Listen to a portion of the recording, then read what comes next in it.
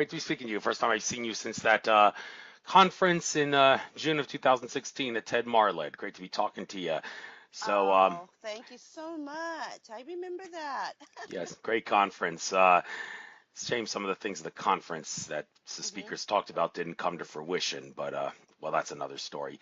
I know. Anyhow, since I mean, if the science of Dr. Masaru Emoto's what is his work is like the only thing that you specialize in, then I don't really know if it's really necessary to do a full 2 hour show. Okay, So we can cut it short, like maybe it's 7, sure. 7:15 if you want to. But Okay. if who knows, maybe things will come up that are worth talking about. So if you got anything else to talk about, then by all means let's do that. But I was, yeah, I was just thinking, wow, 2 hours is kind of long, right. And but besides, we'll see how it goes. a lot of people have lousy attention spans and can't listen to 2 hour shows, which is one reason my Sure. show isn't doing so well in terms of view count. That's not me talking. That's Andrew Bartz is talking. So I need to give Okay. humans a nice kick in the pants and tell them, improve your attention spans, please. But anyhow, enough. I've babbled long enough. For those that are not familiar with Dr. Masaru Emoto, it's kind of like preaching to the choir at this point because his name always seems to come up in videos of unconsciousness and whatnot. But there's always going to be someone out there who doesn't know about this. So I guess for the sake of those people who are greenhorns and newbies to this kind of stuff, I'd like to give you the floor to talk about who Dr. Masaru Emoto was, what he did, what he found, and then that. Well, I guess we'll start with that, and then maybe I'll say something, and then we'll talk about the science, specifically the Okay. science behind what he discovered with the whole water thing and consciousness and of water and all that. So, who was Dr. Masaru, and what did he do? Okay, thank you. Well, Dr. Emoto he was Japanese, of course, born in Yokohama near Tokyo. And well, originally he was a doctor of alternative medicine. And what he did was he bought this machine called MRA. It means he named it MRA, stands for magnetic resonance analyzer. And he used that machine to detect what kind of root cause that patients or clients had, to so that they have a problem, the root cause. He wanted to use that machine to find out the root cause of the problems that people were having. And then what he did was, after detecting those root cause of the problems or diseases that the patients had, then he transmitted information into water to neutralize um, the frequency. And because he found out that each organ has its own frequency that that they are supposed to have, and when we are not in resonance with that frequency, then we start to have problems. And those problems usually come from either emotions, negative emotions, or from the experiences. We could call it karma, negative karma from our childhood or past life, or comes they come from sometimes come from our genetic thing, from our parents' side or grandparents. So he transmitted this information to neutralize the frequencies, and had patients drink their own customized water. And those patients would cure themselves by drinking those water. So at that time, he knew that water was carrying information, or having memory and carrying the information. And water could show, um, water has will be is capable of showing whether the information is negative or positive. So he started to do the research on water to show how he could improve or prove that water has memory. And what he did was he came up with an idea of taking water, freezing water, and taking water crystal photographs, and discovered that so many things, that the property of water, or the nature of water. And that's what he started to do, who he was and what he started to do. Andrew? Yes, I mute myself whenever my guests are talking, and I Uh-huh. just a couple weeks ago I got a new headset because the microphone on my old headset had finally broken after 5 years of use. So Wow. I have Well, to I'm press a glad little. that you got the new. It's a little harder on this headset because I got to press the button by the ear, and that's a little harder than the one that I had before. Used to. So Uh-huh. at least there's no wire on this headphone, so it's not so a Oh, little good. hassle in that regard. But anyhow, yeah, so you did touch on this a little bit, the whole thing about water having memory and all, and elaborate on that too, but also the whole idea behind most people are familiar with Emoto's work regarding how if you put like bombard water with beautiful words or sounds or phrases or pictures or whatever, it will like crystallize into beautiful crystals. But if you like bombard it with information or words or pictures of things that are not so pleasant, then it will not crystallize into good structures. And well, uh, why don't you touch on that, and then I have a few Okay. specific questions elaborating on that. So, how exactly does water do that? Okay. What we do is we put droplets of water after exposing um, words, different words, or music, or pictures, or anything, because water is always constantly exposed to many different things. And what we do is after exposing, showing, for example, different words to water, then we take droplets of water into petri dish, 50 petri dishes, and then freeze them and take crystals from that frozen water. And we know that when water is exposed to beautiful, positive words like such as thank you or I love you or you're beautiful or anything that has beautiful meaning in it, then water forms beautiful hexagonal crystals. Whereas when we show negative words such as you fool or I hate you or something or ordering like you do it, then the water cannot form beautiful hexagonal crystals like the positive beautiful words did. That shows that the frequency of those words have either a beautiful or negative frequencies, and they are energy. And this shows that we are 70% water ourselves, and that this surface of this planet Earth also is 70% water. What we say, or what even our thoughts are energy also, and water take observes our thoughts or our feelings, emotions also, and that affects ourselves and also our environment. So in animals, plants, everything. That's what Dr. Emoto discovered at the beginning. He started to take water crystals from tap waters around the world, of course, starting with Tokyo tap water, because he wanted to know what kind of water we are drinking, and discovered that at that time he found out that the water tap water, the quality of tap water is really uh, bad, poor, because tap water could not make any crystals at that time. Because then Tokyo City started to improve that, and now I think we have much better quality tap water in other cities around the world. Also, they usually tap waters around the big cities don't have good quality structured water, but natural waters make beautiful crystals, and that means the natural waters that come from a fountain are usually very, if they're not polluted, they're very beautiful, and that's they are really good for our health, environment, and for the earth, animals, plants, everything. Thank you. And when it comes to the state of water, as we all Hmm. learned in grade school science, water comes in solid, liquid, and gas states.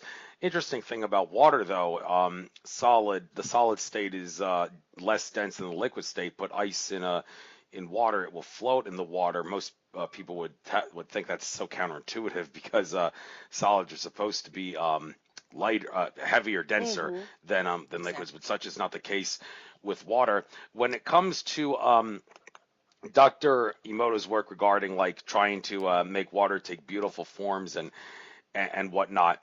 Um, does the state how does like bombarding the water that's a liquid or a gas or a solid like an ice um, change the way in which the water is affected in the scientific way that Dr. Emoto has shown? Most people would think it has to do with the liquid state of water, but have they ever considered how the gaseous state and the solid state are affected as well?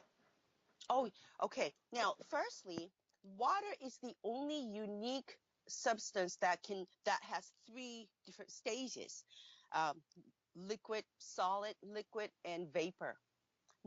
No other liquid can be um, these three stages or states. And when we say that water, in the liquid state, water can be solid and it floats, and when it's ice, no other liquid can do that. It's very unique, and it doesn't. We don't know why it does that. Maybe water researchers are still even trying to find out why it does.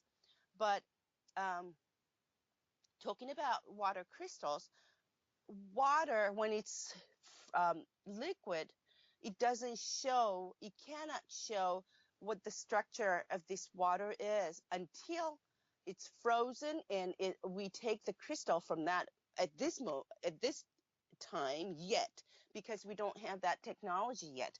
But if the water in liquid state can make such beautiful crystals, when we uh, show or say beautiful positive words, and water responds to our words accordingly at the molecular level, that means when it's frozen, it's the same thing, that in the same way they are making the beautiful structures.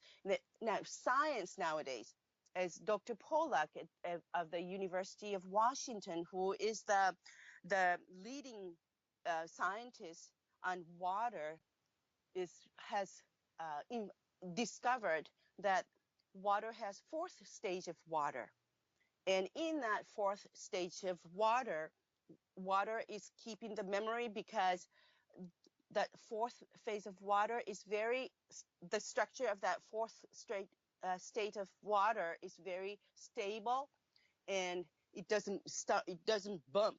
Usually the water molecule is really bumping and moving around when it's liquid, but when it's frozen and at the state of fourth state of water, phase of water, it stays, and it's very unique, and it's more like a gel type. So there, water has keeps memory and shows when we uh, take water crystals, they from ice, in when ice becomes melts and becomes to liquid, this ice goes through fourth phase of water, and that's when we can obtain crystals at that time, and it shows what kind of memory it has. And when it's water, and from water into to ice, when it changes from liquid water to ice water, it has to go through fourth phase of water. So that's when it shows the what kind of information that water obtained. So that's the science. And people just a lot of scientists always said, "Oh, it's not science." And Dr. Emoto never said it was science, because he's not a scientist. But he knew that science was not ready for that, to prove that yet, because we didn't have technology to do that. But now, finally, after 25 years, it started to prove that the water has memory, and it shows what kind of information that has. And in not only having the memory, it carries that information to wherever it is. I mean, instantaneously, it just sends out the information to beyond time and space, because now we know that the very well-known scientist who received Nobel Prize after discovering HIV virus, whose name is Dr. Luc Montagnier, uh, in France, is now proving that water is carrying the information through his study of DNA. So now this is really science. Thank you, and for touching on that fourth state of water. I do seem to recall people talking about that in the in the conference that I remember you from. Uh, this fourth state, can you reiterate? Is it like you said it's like a gel state? Is it like a state, the state between like liquid and solid, sort of, or is it I not that a bad way of looking at it? It's not really state of liquid and solid, because it can be only solid. What it does is, when we put our water um, between the substance, or for example, when we put the water into cup or glass, in between the surface of glass and water makes fourth state of water. And as water receives light, especially sun ray or infrared, this state, fourth state of water, Dr. Pollack calls it easy water, because it excludes it means exclusion zone. All this water that has a lot of substances in it will be excluded. In this fourth phase of water, exclusion zone becomes very clean, clear, pure water that becomes more like a gel type. So that's so it can have every water, wherever it is, wherever in that water, in the glass or cup or container is, except it doesn't make any fourth phase of water when it's in the waterproof. But if it's a material that is not waterproof, then it makes fourth phase of water in a very tiny area, the span or area in between this container and water. And it expands as time goes by, and when we and that elect, electrically it's minus, and where it has a lot of materials or substance in it, that's plus. So Dr. Pollack discovered that it makes electricity as well. Isn't that interesting? Yes, indeed. A little thing about water that people seem confused about, whether or not it is a good or bad conductor of electricity. I heard different stories on this. It's interesting how people Oh, can't seem really? to agree. Yeah, is it a good or a bad, or does it really depend on the state of water to answer that question? Okay, well, I am not the scientist, so I cannot really talk to you science in the aspect of science. But I think, as from watching all the water crystals and how it forms, uh, it really, we use the photographers try to be in a neutral state. That means um, because their consciousness affects water a lot when they take water crystals. So when we are pure-hearted, neutralized, then when we are having problems in the negative feeling or worried, then the water, even though it's frozen and even though we're taking the water crystal after ex- being exposed to different words or emotions, but the photographer's consciousness affects a lot. That means whether it's frozen, it has negative and positive and electrical, uh, electricity wise, it doesn't matter. To me, I think it's how our consciousnesses, our emotions are when we drink it, when we use it. That's the most important thing, or information that we should be giving to water. Does it make sense? Yeah, it does. It does. Another thing about water that, well, you say you're not the scientist, but it doesn't hurt for you to guess. I guess if there's anything you can perhaps consider in this regard. Another thing about water is the heavy water factor because water. Two parts hydrogen, one part oxygen, H2O, Hmm. dihydrogen monoxide, some people call it. Um, the thing about it, there are different isotopes of hydrogen. Hydrogen, the most common one, has one proton, no neutrons, and an electron.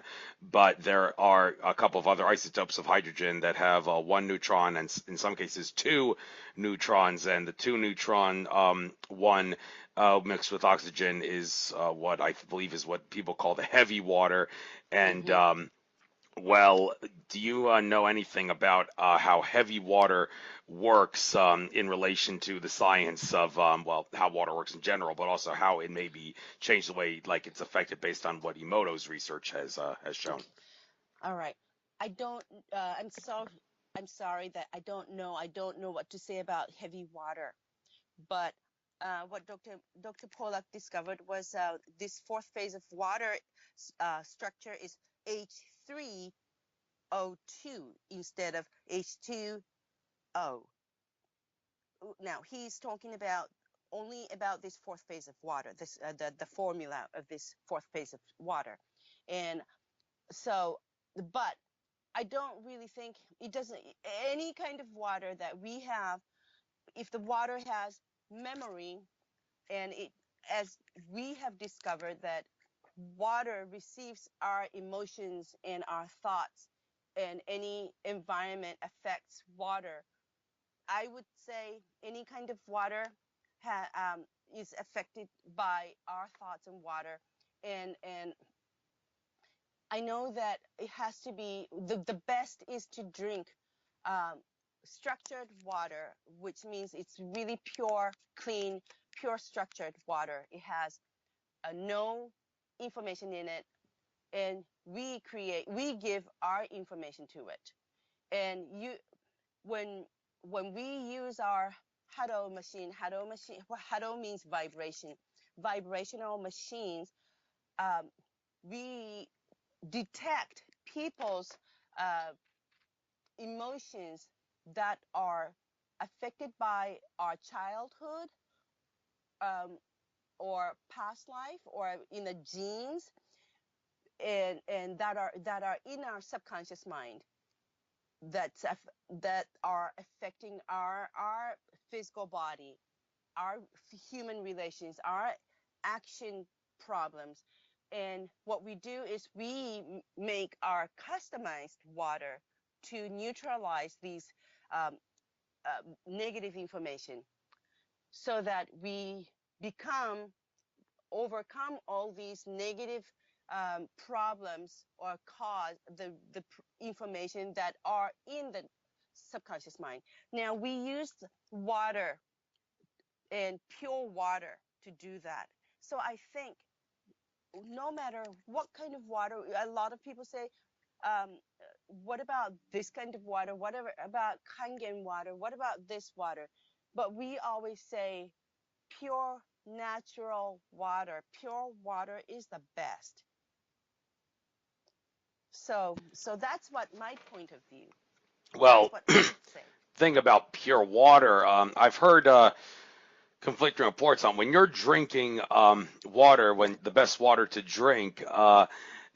some might say, I've heard some people say, like, pure distilled water is kind of drinking. That's a bad idea because it can It doesn't, actually yeah. drain nutrients out of your body. The distilled water kind of wants to absorb and suck up Uh-huh. nutrients, and that Uh-huh. means you'll drain nutrients out of your body. Is that Exactly. true, or is that? Yeah, well, see, I think when you want to do detox, I think um, pure water is good, but not all the time.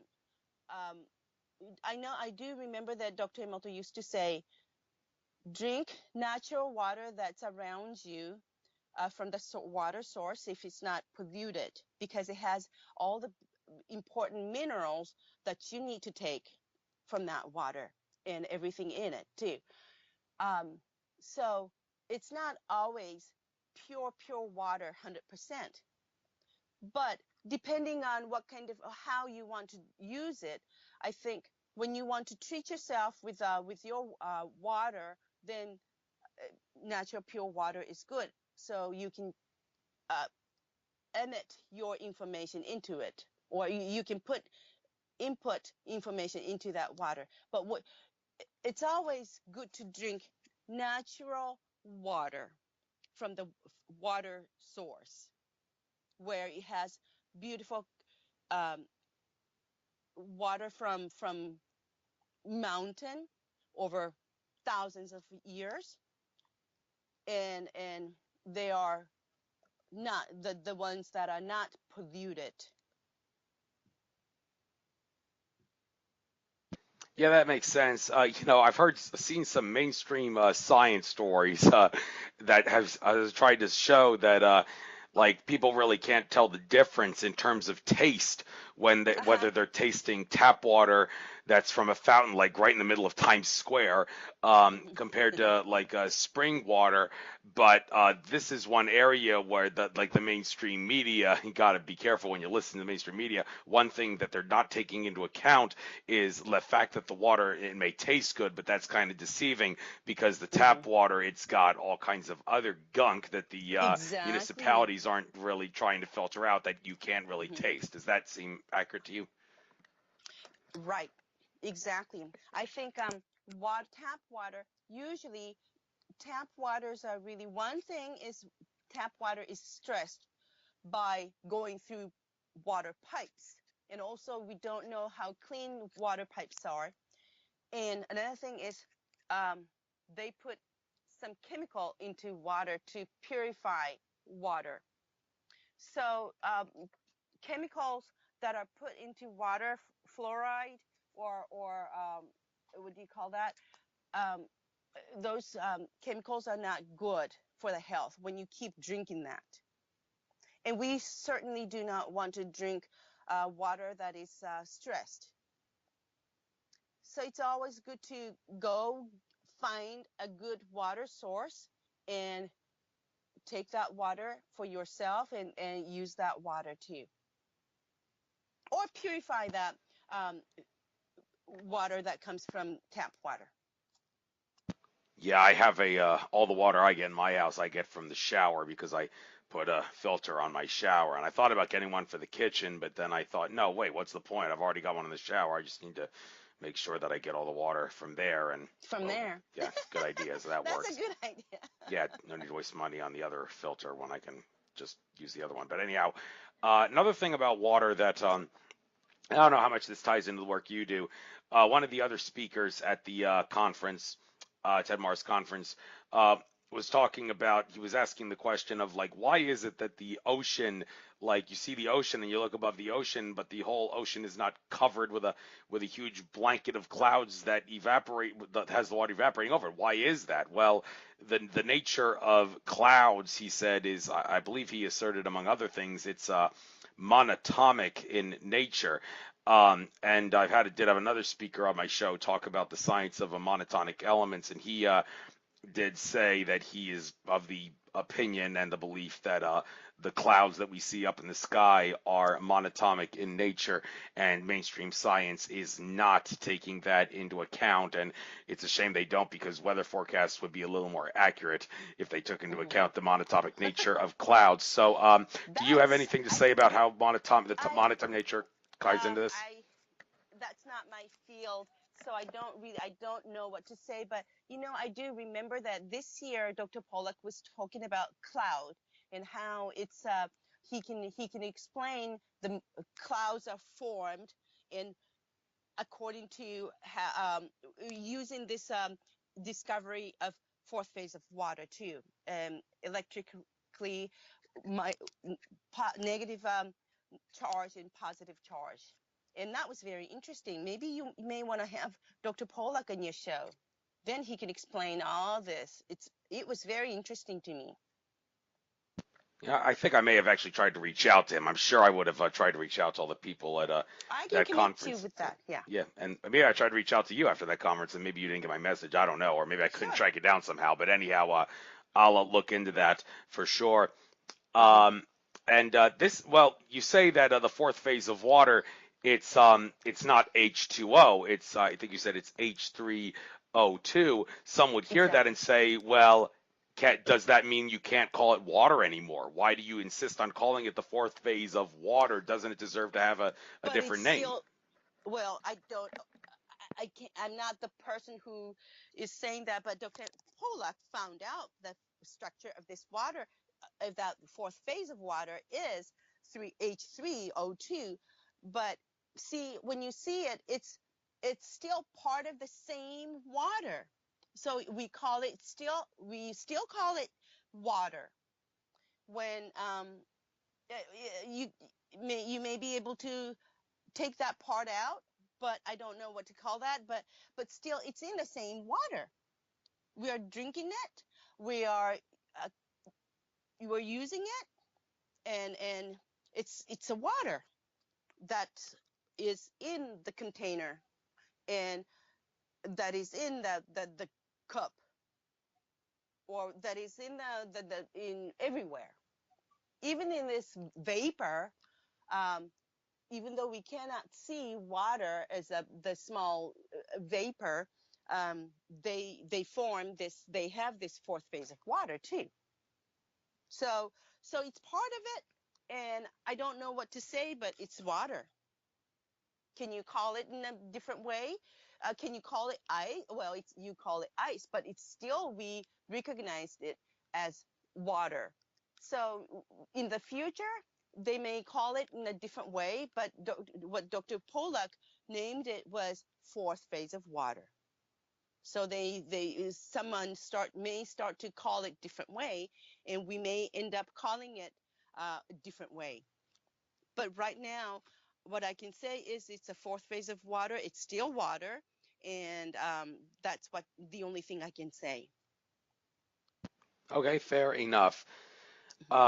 So, um, something I wanted to ask, but I seem to have lost my train of thought. Anyway, maybe it'll come back to me. But Okay. another thing I do want to ask about, don't really know how much this ties into the work you do, but Hmm. I seem to recall one of the other speakers at the conference talked about how there are actually some people in Japan that live not too far from the Fukushima Daiichi nuclear disaster, but Hmm. they have managed to find a way to keep the radiation from the plant from affecting their property and their like the area around where they're living to the point where they can actually grow plants and whatnot without like the fear of the radiation contaminating the plants and mutating them, and the people that are there can actually like walk through the area at will, and the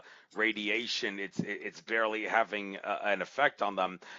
Maybe I don't know, maybe if I'm thinking of something else, but it seems like maybe they tapped into some sort of the ability, like harness some sort of a skill that like Dr. Emoto could help understand, like the same thing that is used to like spread love and whatnot, to like change water into beautiful crystalline forms and whatnot, is the same thing that enables these people to allow their property and the plants on their property and everything else that's not like just a stone's throw from Fukushima Daiichi to not be affected by by the radiation.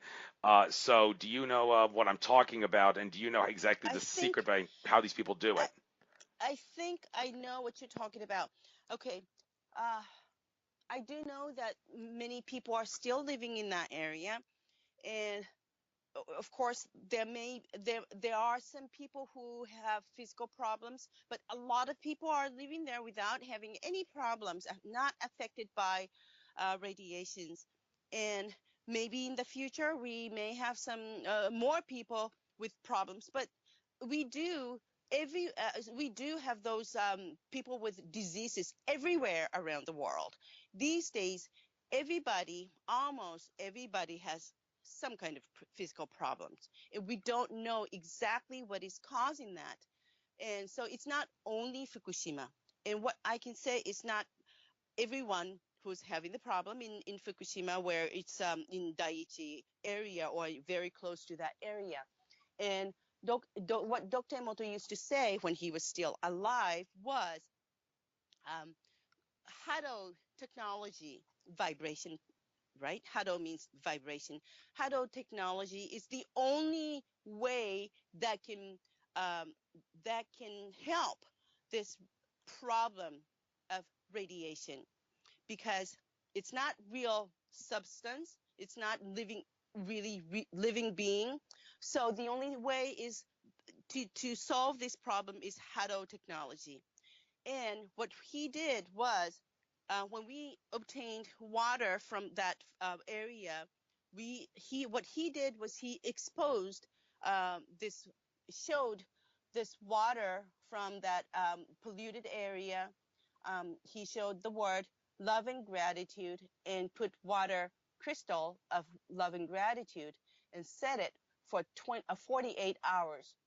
Then we discovered that water molecule was started to structure completely different and in a beautiful way. It restored that way. And he always said that love and gratitude is the immunity.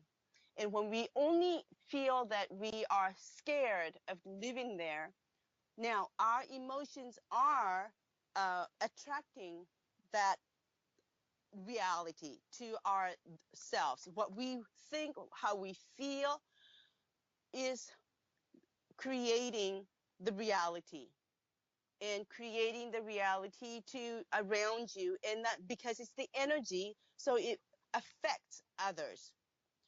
I don't know if it makes sense to you, but I know it does. And another technology that we are using there is, we have this doctor um, who invented um, the technology of EM. EM stands for effective microorganism. Now, with this microorganism, he gives this, volunteers go there and puts this EM, effective microorganism, on, just spray on the field. Then all this, what it does is, it this EM eats the negative, ugly portions of the lands of the soil, and then um, makes the soil very healthy because it eats the negative ones. And then the plants will grow very healthy and makes more fruits or more outcomes. And people drink this water, EM water, adding some EM into their water and drinks it. And so their internal organs become healthy. And that has been helping in cleansing water all around that area also. So there are two ways that I know that they are using. Maybe they have some other ways, but one thing is that our emotions are really affecting in creating our own reality. And it doesn't matter whether it's in Fukushima or in other places, but that shows people who are living in Fukushima. I have been to Fukushima so many times, and they stopped talking about uh, radiations or nuclear plants because they don't want to think about it.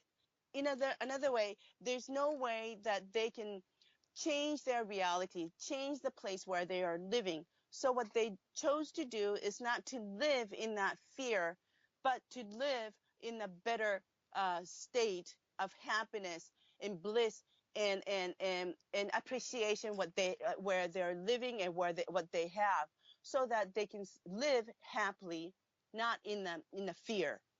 So I think that's probably most likely the reason why they're not really heavily affected. But and also there's some plants there that are growing in there where you can never see in anywhere else, but only place where the water is polluted by nuclear the radiation. And uh, the, obviously some of the plants come out by eating those radiations, and they grow where we cannot see anywhere else. And so that's nature. I think it's very interesting. Yes, and I mean, some people have gone as far as saying that if you are in good enough control of your own consciousness, you can actually stand right in front of the Fukushima reactor and like use your own willpower and energy to like force away the nuclear radiation so it doesn't affect you. Others would say, well, okay, we may have the ability to do that because we're in front of consciousness, but the reality that we're in is such a dense, low-level consciousness reality. uh, For the most part, I it's would not something you say, want to risk. yeah, So. I would say, I mean, up to what extent? I would not really do when it's heavily polluted, or having the in the right in the middle of the problem that they're having. I would not go there and say, well, I will prove that with my own consciousness. That's really that we should not be doing that. It's obvious. But when it's at this point where it has been um, improved, then what when you when you are having the when you're not having any choice where to go, what to do, then I would say I would choose to live, to cover myself with the better state of emotions and consciousness.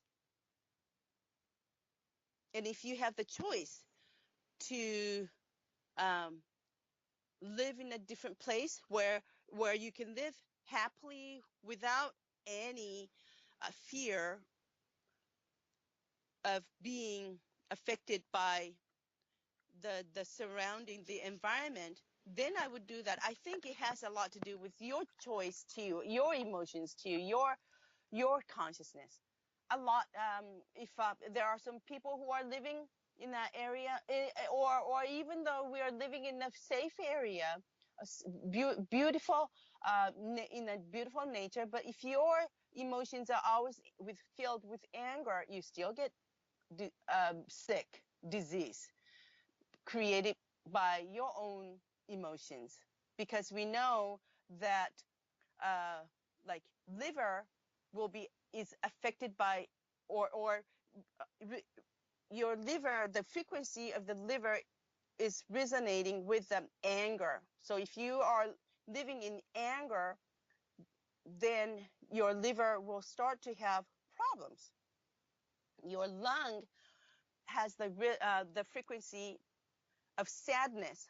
So when you are always sad, then that affects your lung, because the lung will resonate with this sadness that you have or I have. Does it make sense? Yeah, it does. It does make sense. And well, out of curiosity, I seem to recall, I think I read somewhere that on the subject of radiation, one of the reasons that the Japanese movie makers created the Godzilla movies, the first Godzilla movie was back in 1954. That was a satire of sorts on the atom bomb being dropped on on Japan. Hmm. In general, out of curiosity, the Japanese people, if you were to talk to them about like the atom bomb being dropped on Japan, are they basically going to be able to take it pretty well, or there are some people that would take offense to that and say, "Could you please not talk about that? It's very sensitive to our people. We don't want to talk about that." So, how do they usually Okay, handle it nowadays? nowadays, okay, um, they don't really. We are open to it, because we do want to talk about it, because we don't want that to happen. We want to spread the message that it should never um, be happening again, because it can destroy the whole world. When Dr. Emoto took the water crystal in, I can't remember exactly when it was. I think it was 1997 or 8. Um, he he did not know why tap water that he took, the water crystal that from the tap water he took in Tokyo was so ugly. He was testing all the different um, minerals to see what kind of minerals, what kind of substance the water is having at that time. Then he discovered everything is really ugly at that time. Water itself was so ugly, the making the ugly water crystals, and it really affected by something, and he did not know what happened, what could have been the cause. Then on that evening, he discovered that the because of the Gulf War on the other side of this, Japan was attacking, having this huge attacks and bombs and everything. And that negative energy was the one that water was catching, affected in even in Tokyo. So it goes. He knew at that time that he was so surprised that water goes beyond distance and time, because see, that shows, bomb, if when we have the nuclear bomb, atomic bomb, in that time, even though we Japan was affected, and we had that problem, but it is really the problem of the whole world. And we do want to talk about it always, because it should not be happening anymore in this anywhere in this world, because it's destroying this whole world, everyone, all living beings, everything. It's just not Japan. And I don't, I was not born at that time yet, so I have not experienced it. And there's more and less people have experienced it, but we do talk about it, and we know, we can see all the photos of how it happened, what happened afterward, how people suffered from that, and it's such an the tragedy, people where people suffer for so many years, and even after, the second generations, third generations are affected by this, atomic bombs also. So we are open to talk about it, and we are saying that never happen, please. Thank you. Okay, I remember now what I wanted to talk about before I lost my train of thought. The thing about water and how it's interesting how some extraterrestrials would. This is not me talking. This is a author named Bill Bryson talking in a book that he wrote, I think, called A Short History of Nearly Everything, like back Hmm. in 2004 or something.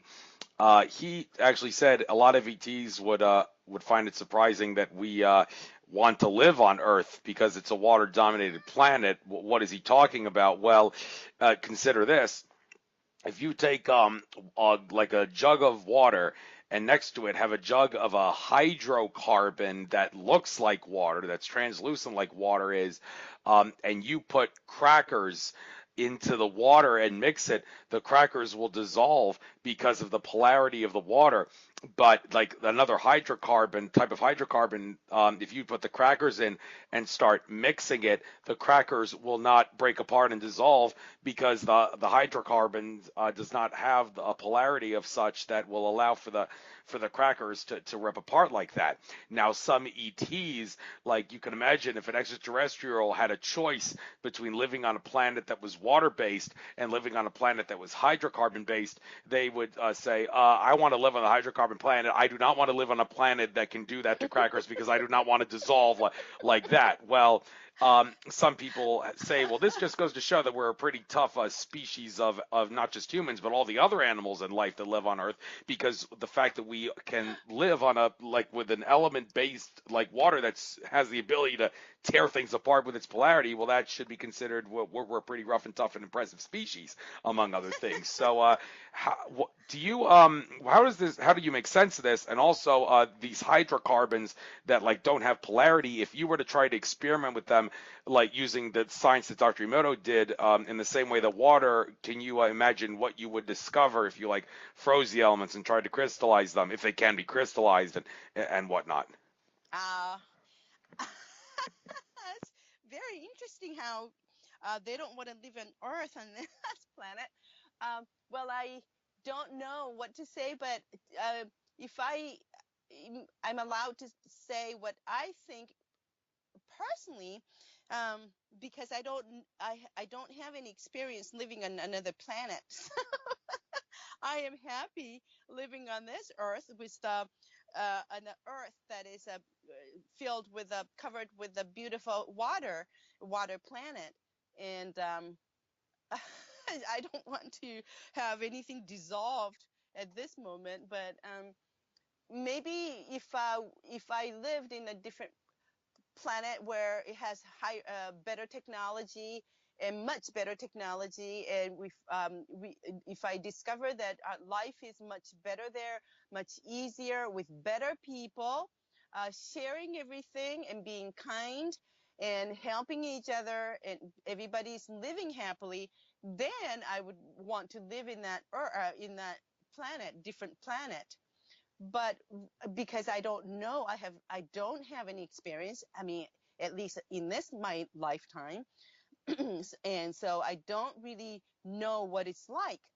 So I really appreciate living on this earth with this beautiful water, filled with water, and where we have a lot of water. One thing that I know is year after year, many places on this earth is having water pollution problem. One is water pollution problem. Another is lacking water.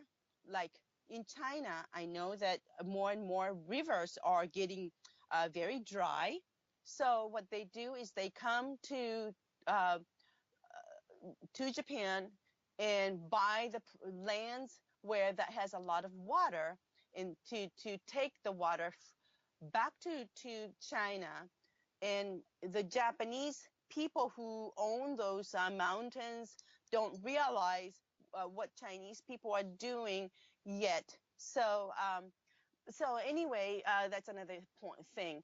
But anyway, I know that Earth is having now water problems. One is pollution, one is lacking water, and because I think there's a reason why we're living on this water planet, and we should be taking care of the water. And I don't I am sorry I cannot say anything about this um, living in another planet. Well, That's all that's I all can right. say. But in regards to like the thing about like trying to bombard this element that looks like water, the hydrocarbon element with water, that looks like water, if you were to try to experiment with it in the same way that Dr. Emoto experimented with water to like bombard it with love-based thing and fear-based thing, you would expect that the element, even though it's not water, it's still going to show like it's going to be affected by in love-based ways in a love way if you bombard it Hmm. with love things relative to fear-based things, because that's the way all things throughout consciousness behave. Is that Exactly. right? I totally agree with you. Everything is affected by our consciousness because it's an energy. And I know even the beings outside this earth is also will receive, or if it's a telepathic communication, that means it's energy communication, and our consciousness is energy, and it the most important is love and gratitude. And if it's based on love and gratitude and positive and kind um, energy that we are emitting and we are filled, then we would not have any problem, and we would be creating the beautiful reality wherever we are, whoever we are communicating with, I think. Yep, sorry, had trouble unmuting myself. Yeah, that does seem appropriate, and it's interesting. There was an episode of Ancient Aliens not that long ago that was dedicated to Japan and its history and whatnot, and maybe some extraterrestrial ties that it may have. One of the interesting things about the Japanese belief system. I remember back in the day when I used to watch the show South Park. I stopped watching that show, but there was a one show where they actually said this interesting thing. They said Japanese people don't have souls, and I'm thinking, well, that doesn't make any sense. Why? Where did that It joke doesn't come make from? any sense. Because Japanese people believe that everything that's living or non-living has a soul. So I don't know where they would Exactly. get that kind of a quote, because it seems like well, Japanese people are the only ones that understand that everything is consciousness, therefore everything has to have a soul because, well, consciousness comes from soul. Well, So, I but have never heard that. right, I never heard that either until then. But anyhow, where exactly did the idea that everything has a soul come from in Japanese culture? Because well, they obviously got it right, so I just can know where they got it Hmm. from. Do you know? Yeah. Okay. Well, that comes from Shintoism. It's a very Shintoism is we call Shinto. We write it. It's a Shintoism is more like a path to it. We write it with kanji. That's our Japanese character. It's written as way or path to God. And in that Shintoism, or ancient Shintoism, it said that everything has soul, or spirit in it. And it's um the words have their own spirit in words, and number has its own spirit in number. And water, the river has its own spirit there, and mountain, trees, uh, grasses, everything. And of course, human.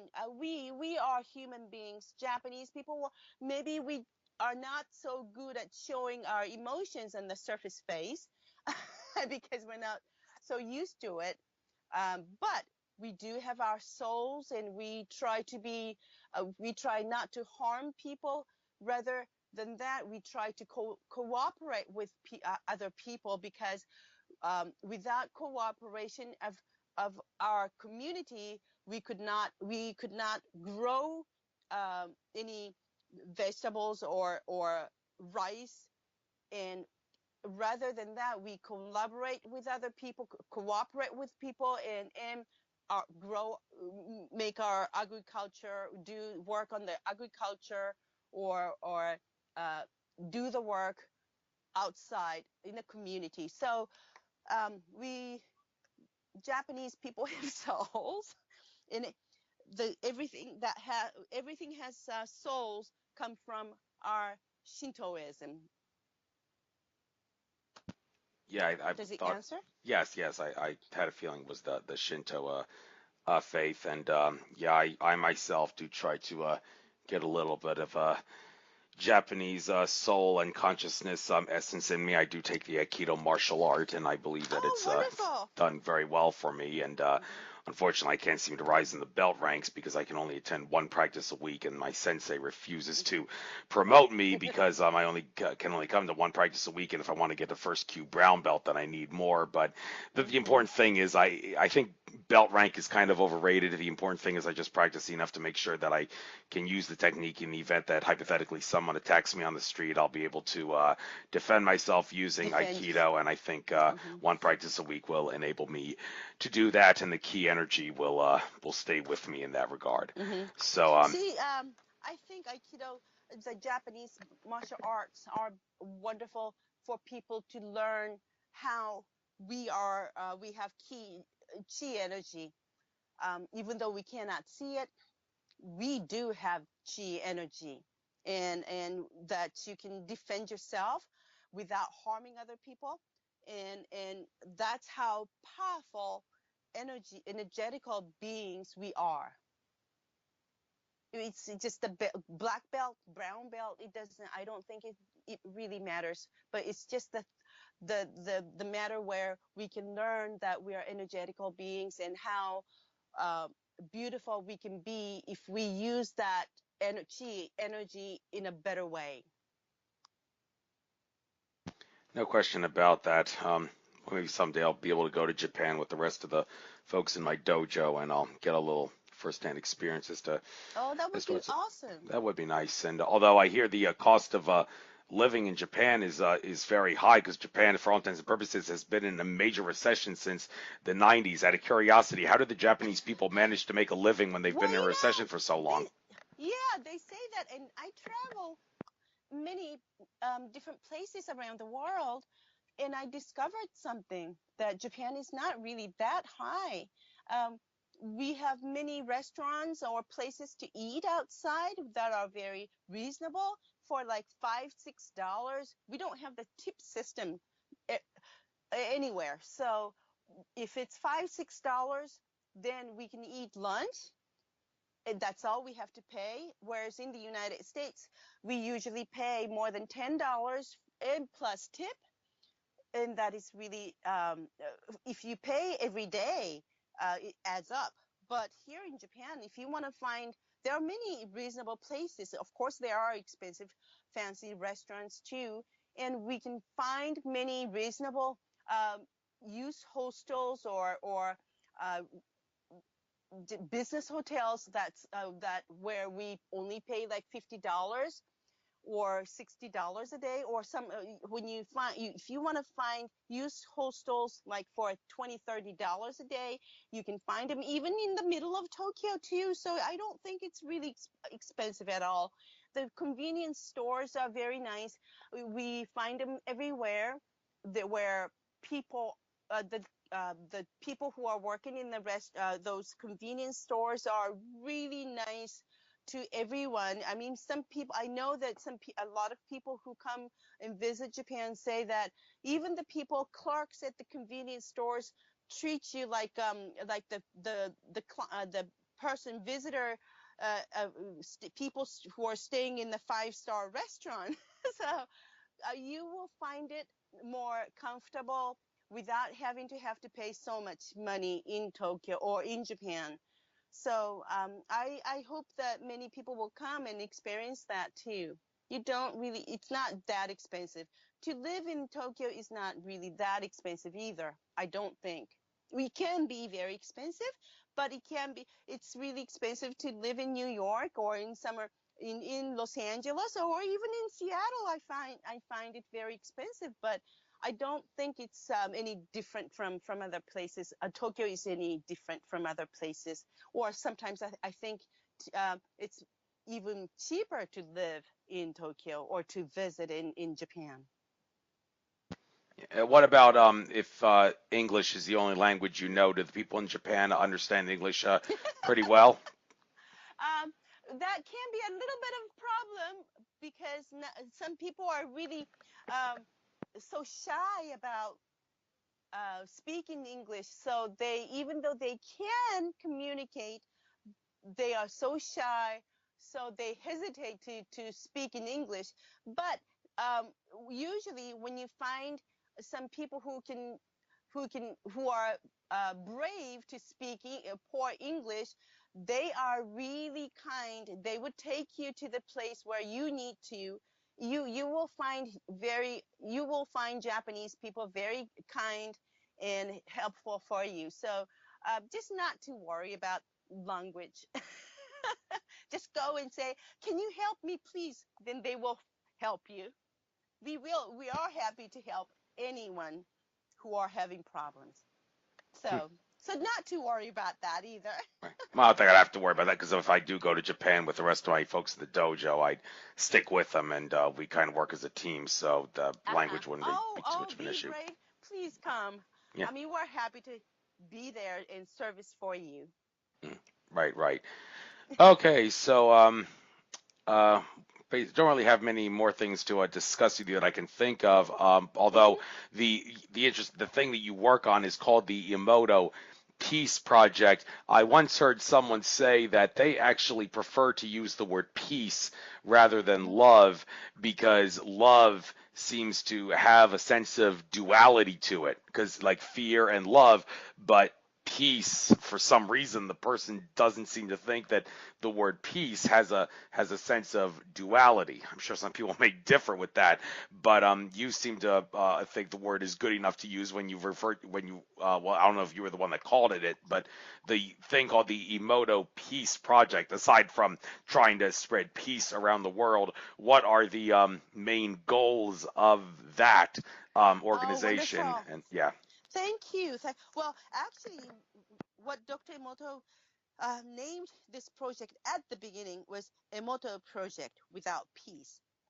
And then we included this piece in between Emoto and project because that shows what kind of goal we have, why Dr. Emoto started this project. So we ended up saying Emoto Peace Project. But the goal of this project is to distribute the little children's book. Of, it's called The Message from Water, children's version. And the mission of this project is to distribute this children's book of 650 million children's books in all the different languages all around the world to children, of course, to adults too, but to children for free of charge so that they will learn the truth of water, that we are 70% water and the earth is also the surface of water is all the planet earth is also 70% water, and that we our consciousness is deeply connected to water. The water is deeply connected to our consciousness and more collective consciousness, and love and gratitude is the most beautiful energy that we have and the water absorbs. And so when children learn about this water, they will want to live in love and gratitude and to live in kind kindness and in harmony with other people and in nature.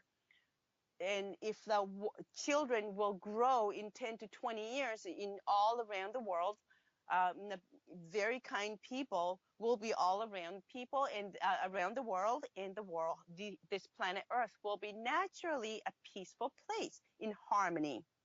So that's the goal or mission of this Emoto Peace Project. Now we have 34 languages of this children's book translated into 34 languages and distributing um, this book all around the world. Right, right. Although, one interesting thing about the Japanese culture that I think I heard somewhere is that there seems to have been in modern times, and when I say modern times, I mean like maybe like 20, like maybe the beginning of the 20th century onward, even though it's been a while now. It seems like maybe I'm mistaken, I don't know, but like there seems to have been some sort of a stigma put on like Japanese culture to try to like keep people from like becoming like one with nature. I mean, it seems like you might be thinking, what am I talking about? Well, for one, it seems like the Japanese people, they're like not the kind that you might expect to see like get in touch with Earth as much. You almost never see anybody in Japan go barefoot. I mean, everybody's like wearing either shoes or socks all the time. And is that like Right. something that's been put like are they was that done by the powers that be like to try to keep the Japanese people from becoming like one with Earth, and the Japanese people need to realize you're making a big mistake. You need to become one with nature. So now that I brought this to your attention, do you have Okay. anything to say about Well, this? good. Thank you. Yeah, I wish Japanese people knew more about, the importance of grounding or earthing, because we used to walk in, we call it like zodi, though, the, we were more grounded. We were living in nature. But after, I would say, I'm sorry, but after the World War II, um, everything started to change because we lost the war, and the government of the United States came into the to Japan and changed our law, changed our educational system, everything. And I'm not saying that it's not that I'm not blaming the United States, but it's just the fact that we are everything was changed. So from that time, we well even before that maybe even before that we started to wear shoes because our cultural costume where we used to wear kimono. When we were wearing kimono, we did not wear the Western shoes at that time, and we were so um, close to the ground. We earthed at that time, but after after we started to wear Western clothes, and nowadays no one really wears the Japanese kimono anymore, unless if it's a special occasion. So in many ways, we were detached or separated from the earth, and we still don't have this information or news, or we have to learn that the importance of being on earth or part of nature. We forgot about it, and we have to start remembering it now. And now, thankful to some of the authors that who are trying to remind us how important it is for us to be earthing, to be grounded, to take care of nature, to be part of nature.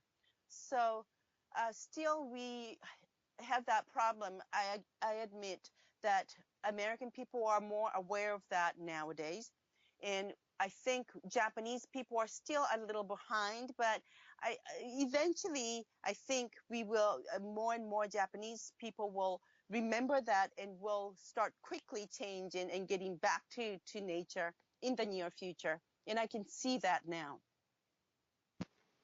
Oh, good to know that. Hopefully times will change. And I hope so. that being said, I'm almost completely out of questions. Well, like I said, I didn't really think we'd have to go 2 hours because subject matter of like Emoto Peace Project, not to like so many things to talk about. But still, we covered a lot of stuff. And I do seem to recall actually you were on my show before when Ted Marr was on. He did invite you on for one of those shows, and I did get to speak with you for a little bit, but we never got the chance to talk about the things that I got the opportunity to talk about with you in much greater Mhm. detail on this show. So it was great that I was able to get you on again to give you some Well, chance to thank be you so much for bringing me here, and it's been a pleasure talking to you.